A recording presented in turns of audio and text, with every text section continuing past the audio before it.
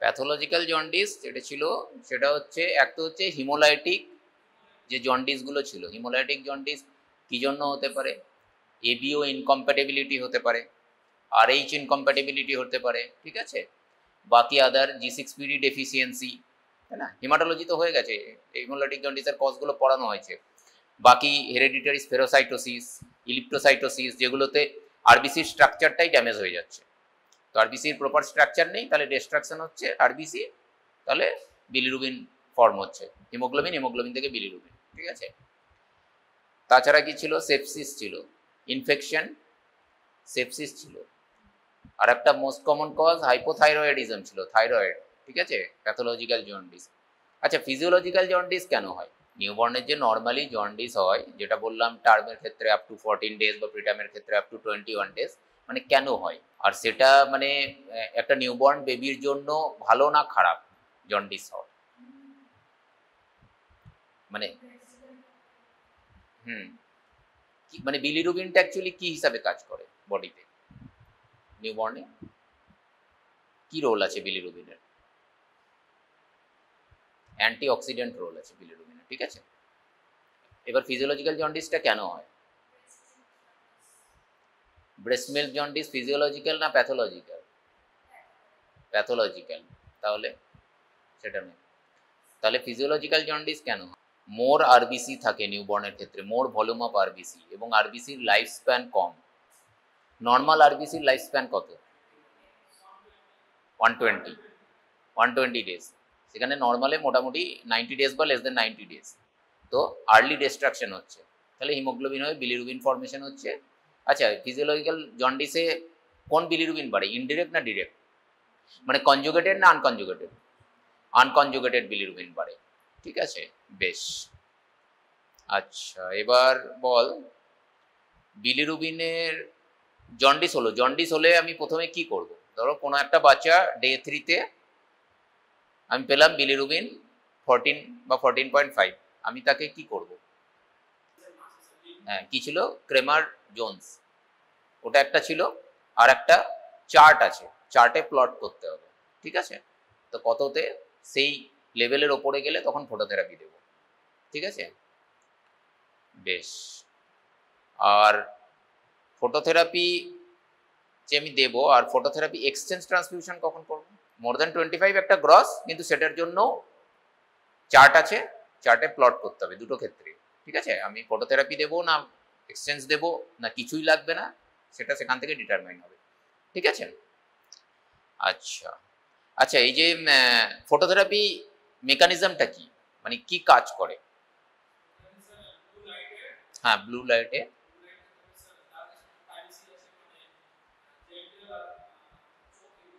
হ্যাঁ, কেন ঢাকা হয়? রেটিনাল ড্যামেজ করে, আর জেনিটালিয়া কেন? গোনাডাল ড্যামেজ করে, ঠিক আছে, বেশ। এবার মেকানিজম বল, ফটোথেরাপি কি হিসাবে কি কাজ করে? তিনটে মেকানিজম ছিল, structural isomerisation, photo isomerisation, photo oxidation. Structural আইসোমারাইজেশনে কি করে? বিলিরুবিনকে লুমিরুবিনে কনভার্ট করে, ঠিক আছে, ওটা বাইলারি ইউরিনে সলুবল, তো ওটা বডি থেকে এক্সক্রিট হয়ে যায়, ঠিক আছে, স্ট্রাকচারাল হলো। তারপরে হচ্ছে ফটো আইসোমারাইজেশন, যেটা 4Z15Z আছে আর 4Z15E আছে, দুটো আইসোমার ইন্টারচেঞ্জ করে, কিন্তু এগুলো খুবই আনস্টেবল, ফটোথেরাপি সরিয়ে দিলে আবার ব্যাক টু প্রিভিয়াস আইসোমার চলে যাবে, ঠিক আছে। আর একটা হচ্ছে ফটো অক্সিডেশন, যেটা স্মল পোলার প্রোডাক্টে বিলিরুবিন কনভার্ট করে। তো বেসিক্যালি মানে যেগুলো সলুবেল নয়, বিলিরুবিন সলুবেল নয়, সেটা থেকে সলুবেল প্রোডাক্টে কনভার্ট করে, যে কারণে ওটা বাইল বা ইউরিন দিয়ে বডি থেকে এক্সক্রিট হয়ে যায়, তাতে কমে, ঠিক আছে। আচ্ছা, ফটোথেরাপির কিছু সাইড এফেক্ট বল, এটা তো কমন সেন্স থেকেও বলতে। হ্যাঁ হ্যাঁ, সেটা ঠিক আছে, মানে আমরা তো ঢেকে দিচ্ছি ওটা প্রিকশন নিয়ে, বেশ। আর কি হতে পারে? কোন এনজাইম ডিঅ্যাক্টিভেট হবে? মেন কি হবে ওটাতে, যেটা ফটোথেরাপি, তার তো একটা হিট আছে, তো হাইপারথার্মিয়া, ঠিক আছে। ব্রোঞ্জ বেবি সিনড্রোম একটা ছিল, কালার চেঞ্জ হয়ে যায়, পিগমেন্টেশন হয়, হাইপারথার্মিয়া, ঠিক আছে। বাকি বাচ্চা ইরিটেবল হবে, ইরিটেবিলিটি এইগুলো তো আছেই, ঠিক আছে। নিওনেটাল জন্ডিস হয়তো তোদের আবার থিওরিতে পড়াতে হবে, বাট তোরা মানে কেউ পড়িস নি আর পড়ানো পর। জন্ডিসটা ইজি টপিক, পড়লে একটু একটু মনে থাকতো, মনে নেই।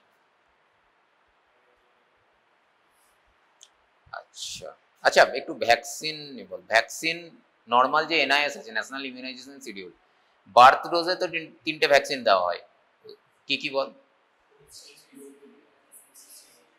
OPV, BCG, hepatitis B. ঠিক আছে, বার্থ ডোজ দেওয়া হয়। তারপরে কখন ভ্যাকসিন দেব? তারপরে কোনটা দেবো একটা বল। 6 উইকস যাবো, 14 উইকসে পরে, আগে 6 উইকস। 6, 10, 14 বলছিস, বেশ। 6, 10, 14-এ কি কি দেবো বল? ওকে, তারপর বিসিজি 1, 2, 3? বিসিজি দেবো না, বেশ। পেন্টাভ্যালেন্ট দেবো। তুই বল পেন্টাভ্যালেন্টে কি কি আছে আগে বল। হুম হুম হুম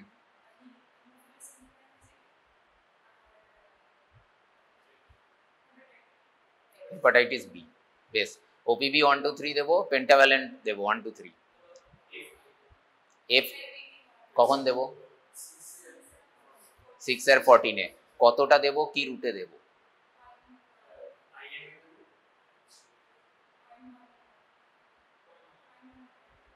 0.1 ml। কিসে দেবো? ইন্ট্রাডার্মাল, ঠিক আছে, intradermal. BCG intradermal, fractional IPv intradermal, ঠিক আছে, বেশ। তিনটে হলো, ওপিভি দিলাম, পেন্টাভ্যালেন্ট দিলাম, আর ফ্র্যাকশনাল আইপিভি দিলাম। আর কি দেব? পিসিবি। পিসিবি কখন দেব? তিনটেতেই দেবো, 6, 10, 14? 6-এ 14-এ দেবো, বেশ। আর কি বলছিলি ওটা? রোটা। রোটা কখন দেব? 6, 10, 14। আচ্ছা, রোটা ভাইরাস ভ্যাকসিন কতদিন পর্যন্ত দেওয়া যায়? Catch up period?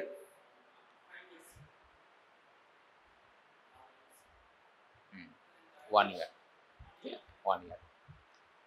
BCG 15 years।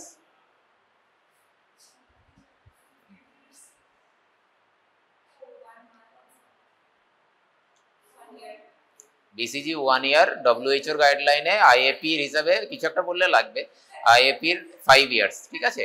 আর রোটা 1 year বললেই হবে, 9 months বললেও হয়, ঠিক আছে।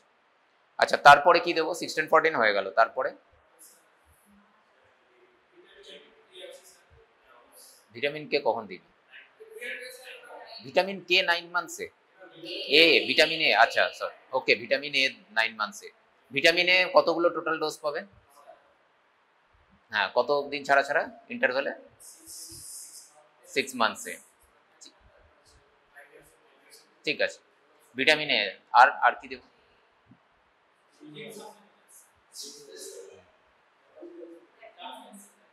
যেই যে আচ্ছা, যেই ভ্যাকসিন কখন দেব?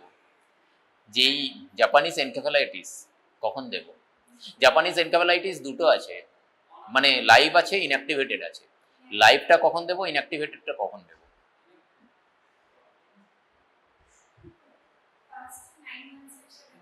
এটা কোনটা, লাইভ না ইনঅ্যাক্টিভেটেড? লাইভ। হ্যাঁ, লাইভ দেবো 9 মান্থসে, তারপরে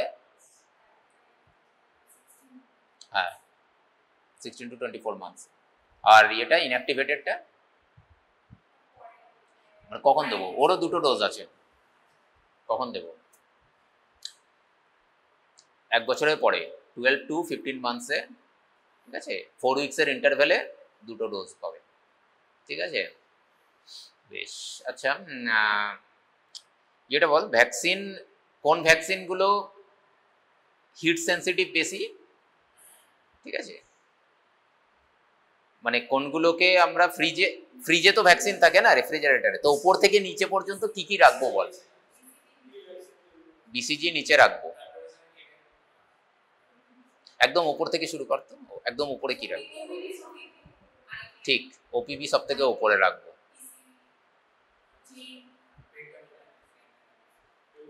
ওপিভির নিচে কি রাখবো? So most heat sensitive vaccine কোনগুলো? একটা ওপিভি, হ্যাঁ, মিজেলস রোগের এমএমআর, ওপিভি এমএমআর উপরে থাকবে। তার নিচে মিডল র্যাকে কোনগুলো থাকবে বল? পেন্টাভ্যালেট, ডিটিপি, ডিটিটিটি এইগুলো থাকবে, ঠিক আছে। তার সাথে হেপাটাইটিস এ, ঠিক আছে, এইগুলো মিডিলে থাকবে। আর একদম নিচে কোনগুলো রাখবো? নিচে হেপাটাইটিস বি, ভ্যারিসেলা, তার সাথে ডাইলুয়েন্টস গুলো রাখা যেতে পারে, ঠিক আছে। এইগুলো হচ্ছে বেশ। আর কি পড়িয়েছিলাম তোদের? আচ্ছা, এবিজি পড়িয়েছিলাম তোদের। ফার্স্ট যে কোনো একটা এবিজি রিপোর্ট দেখে ফার্স্ট আমি কি দেখব?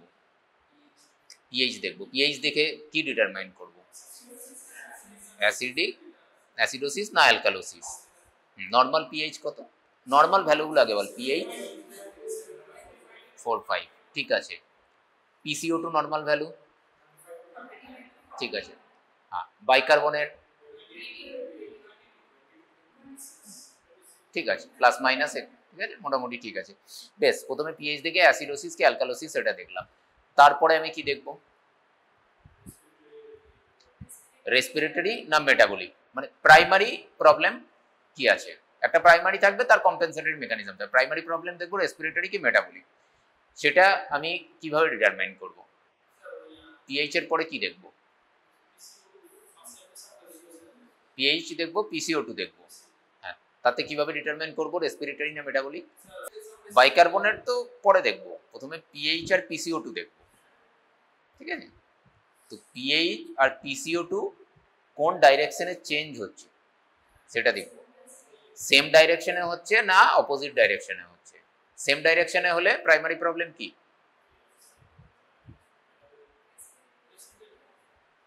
মেটাবলিক। সেম ডাইরেকশনে হলে মেটাবলিক। কেন আমি বলছি? ধরে নে পিএইচ কমছে, পিএইচ কমা মানে কি? পিএইচ কমা মানে অ্যাসিডোসিস, ঠিক। আর পিসিও2 বাড়লে হবে অ্যাসিডোসিস। তাহলে পিএইচ আর পিসিও2 যদি অপোজিট ডাইরেকশনে থাকে তাহলে প্রাইমারি প্রবলেম রেসপিরেটরি, আর যদি সেম ডাইরেকশনে থাকে তাহলে হবে মেটাবলিক, ঠিক আছে। আচ্ছা, এবার যে এক্সপেক্টেড চেঞ্জগুলো ছিল সেগুলো মনে আছে? ধর মেটাবলিক অ্যাসিডোসিস হয়েছে, তাহলে এক্সপেক্টেড পিসিও2 চেঞ্জ কতটা হবে? মেটাবলিক অ্যাসিডোসিস হয়েছে, মেটাবলিক অ্যাসিডোসিস হলে কি হবে? রেসপিরেটরি অ্যালকালোসিস হবে, ঠিক তো। তাহলে সেটা কি করে হবে? পিসিও2 কমবে। পিসিও2 কতটা কমবে? মানে আমাকে তো ডিটারমাইন করতে হবে যে এবিজিটা, মানে তাতে যে মেকানিজমটা আছে সেটা পার্সিয়ালি কম্পেনসেটেড না ফুললি কম্পেনসেটেড না আনকম্পেনসেটেড। একটা ফর্মুলা ছিল এর জন্য, কতটা চেঞ্জ হবে পিসিও2, ফর্মুলা ছিল 1.5 into bicarbonate plus 8 plus minus 2, ঠিক আছে। এটা ছিল মেটাবলিক অ্যাসিডোসিসের জন্য। মেটাবলিক অ্যালকালোসিসের জন্য পিসিও2 কতটা চেঞ্জ হবে? আগে বল, মেটাবলিক অ্যালকালোসিসে পিসিও2 বাড়বে না কমবে? বাড়বে। কতটা বাড়বে? For 10 millimetre change in bicarbonate PCO two কতটা বাড়বে?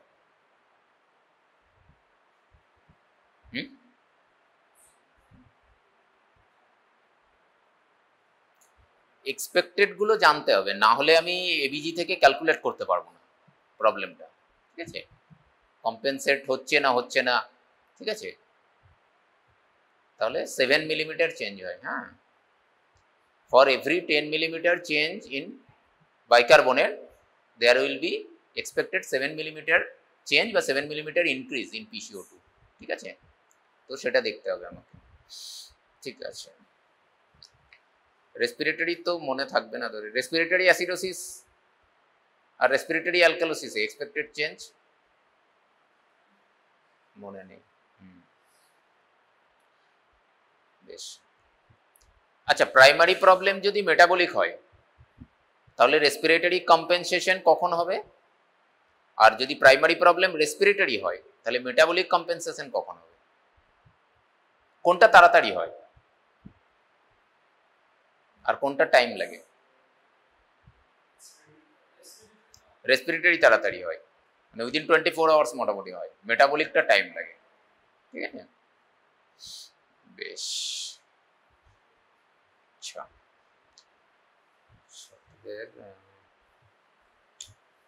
তোদের আইএমএনসিআই পড়িয়েছিল না? আচ্ছা, বিলো 2 মান্থস দুটো গ্রুপ আছে, below 2 months are 2 months two 5 years.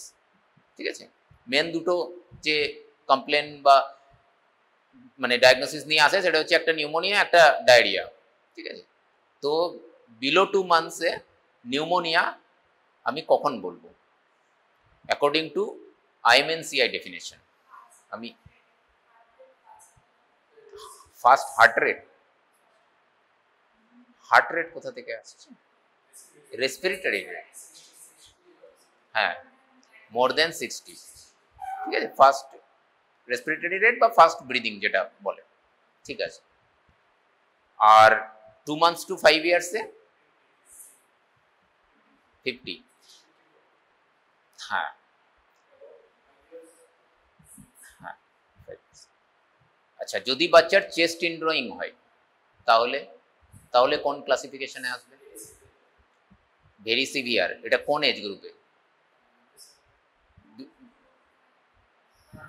Below 2 মান্থসে আসবে ভেরি সিভিয়ারে, আর 2 মান্থস টু 5 ইয়ার্সে নিউমোনিয়াতেই আসবে। Below 2 months only first breathing হলেই নিউমোনিয়া, আর 2 মান্থস টু 5 ইয়ার্স যদি ফার্স্ট ব্রিদিং হয় অ্যান্ড অর চেস্ট ইনড্রয়িং তাহলে নিউমোনিয়া। ঠিক আছে, বিলো 2 মান্থসের ক্ষেত্রে ভেরি সিভিয়ার ডিজিজ কোন কোন কন্ডিশনে বলবো? বিলো 2 মান্থস নিউমোনিয়া হয়ে গেল, তারপরে ভেরি সিভিয়ার ডিজিজ, সেটা কোন কোন কন্ডিশনে বলবো? একটা তো চেস্ট ইনড্রয়িং হলে সেটা ভেরি সিভিয়ারেই ঢুকে যাবে বিলো 2 মান্থসে। ঠিক আছে, ওখানে যেটা নিউমোনিয়াতে ছিল এখানে ঢুকে যাবে। আর আদারওয়াইজ যে ডেঞ্জার সাইনগুলো আছে, কি হতে পারে? সিজার হতে পারে, কনভালশন। ঠিক আছে, কনভালশন হলো তাহলে সেটা ভেরি সিভিয়ার ডিজিজে যাবে। আর ঠিক আছে, শক আরো একটু এক্সট্রিম হয়ে গেল, ঠিক আছে, শক। আর কমন, বাচ্চা খাচ্ছে না, ঠিক আছে, লেথার্জিক হয়ে গেছে, আনকনসিয়াস হয়ে গেছে, খাচ্ছে না, রিপিটেডলি ভমিট করছে। ঠিক আছে, তাহলে সেগুলো ভেরি সিভিয়ার ডিজিজে যাবে। ঠিক আছে, আচ্ছা, নিউমোনিয়ার ক্ষেত্রে less than 2 months first breathing পেলাম, আমি ডায়াগনোস করলাম নিউমোনিয়া। ঠিক আছে, কোনো ইনভেস্টিগেশন ছাড়া আমি কি করব? লেস দেন 2 মান্থসের ক্ষেত্রে কি করব, আর 2 মান্থস টু 5 ইয়ার্স চিলড্রেনের ক্ষেত্রে কি করব? মানে কি করব? ট্রিটমেন্ট, ম্যানেজমেন্টের মধ্যে ডায়াগনোসিস প্লাস ট্রিটমেন্ট দুটো। কোন এজ গ্রুপটাকে দেবো? দুটোকেই দেবো, দুটো ডিভাইড করা আছে না, একটা লেস দেন 2 মান্থস গ্রুপ, একটা 2 মান্থস টু 5 ইয়ার্স। কাকে অ্যামক্সিসিলিন দেবো, নাকি দুটোকেই দেবো? দুটোকেই দেবো। কত দিনের জন্য দেবো? 5 days।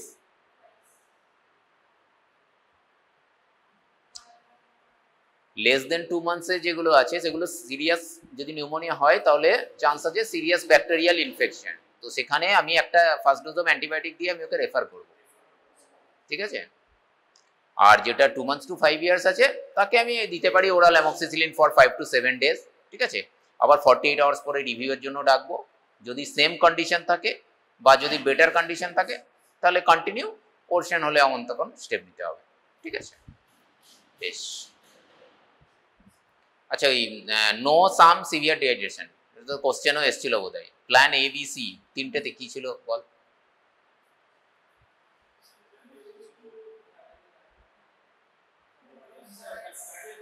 হ্যাঁ, diarrhoea with no dehydration, with some dehydration, with severe dehydration. Plan এতে ওআরএস দেবো। কতটা দেবো ওআরএস?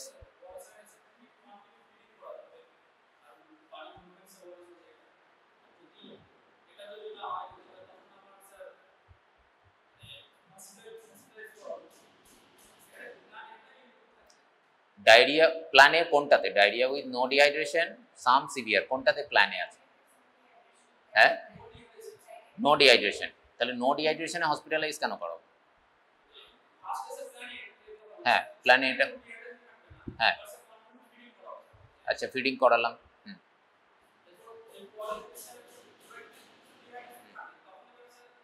তাহলে তো তখন নতুন করে ক্লাসিফাই হবে, তাই না? তখন হতে পারে সাম ডিহাইড্রেশনে এলো, সিভিয়ারে এলো, তখন তো তার আলাদা প্ল্যান বি প্ল্যান সিতে ঢুকে যাবে। সে প্ল্যান এতে ওআরএস ছাড়া আর কি দিতে পারি, আর কি কি দেওয়ার কথা আছে? জিঙ্ক ডিহাইড্রেশনের জন্য দিতে পারি, আর রাইস ওয়াটার, মুড়ি ভিজে জল, যে কোনো রকম লিকুইড, হ্যাঁ হোমমেড প্রোডাক্ট, ঠিক আছে। সাম ডিহাইড্রেশনে কি দেব? ডোজ কতটা দেব?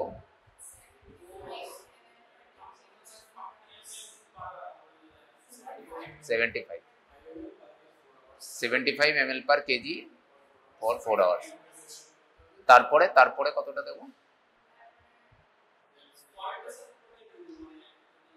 না 75 ml per kg 4 hours হয়ে গেল, তারপরে 4 hours দেওয়ার পরে কি বন্ধ করে দেবো ওআরএস, না কত কতটা দেব? 10 to 20 ml per kg after every episode of loose stool, ঠিক আছে। আর সিভিয়ার ডিহাইড্রেশন আইভি দেব, আইভি ফ্লুইড কতটা দেব, কি দেব? হ্যাঁ রিঙ্গাল ল্যাকটেট দেব, কতটা দেব? 100 ml per kg দেব। 40-60 ছিল কি 30-70 ছিল? হ্যাঁ 30-70, ওটা কতক্ষণে দেব? প্রথমে 30 দেব না প্রথমে 70? প্রথমে 30 দেব, কতক্ষণে দেব?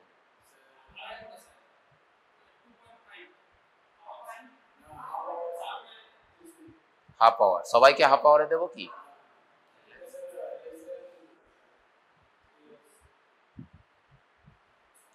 টুয়েলভ মান্থস, ঠিক আছে। লেস দেন 12 মান্থসকে কতক্ষণে দেব?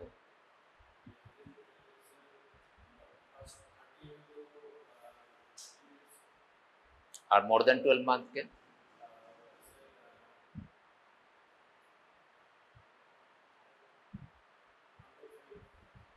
মোর দেন 12 মান্থকে 30 মিনিটসে দেব।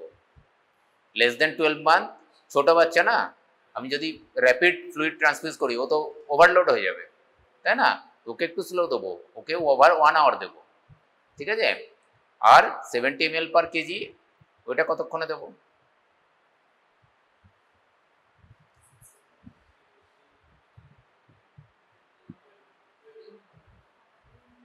ভুলে এইটা ভুলে যাওয়া হয়, পরীক্ষায় এসেছিল, এটা খুব কমন। ওভার 5 ইয়ার, ওভার 5 আওয়ার্স কোন কাকে দেবো? ওভার 5 আওয়ার্স কোন এজ গ্রুপটাকে?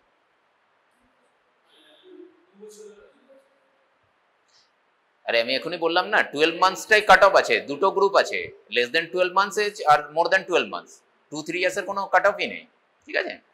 তো 5 আওয়ার্স দেব লেস দেন 12 মান্থসকে। লেস দেন 12 মান্থসের বাচ্চাকে আমরা একটু ওভার লঙ্গার টাইম আমরা ট্রান্সফিউজ করব, ঠিক আছে। তাহলে 30 ml per kg over 1 hour, আর হচ্ছে 5 আওয়ার্স, ঠিক আছে।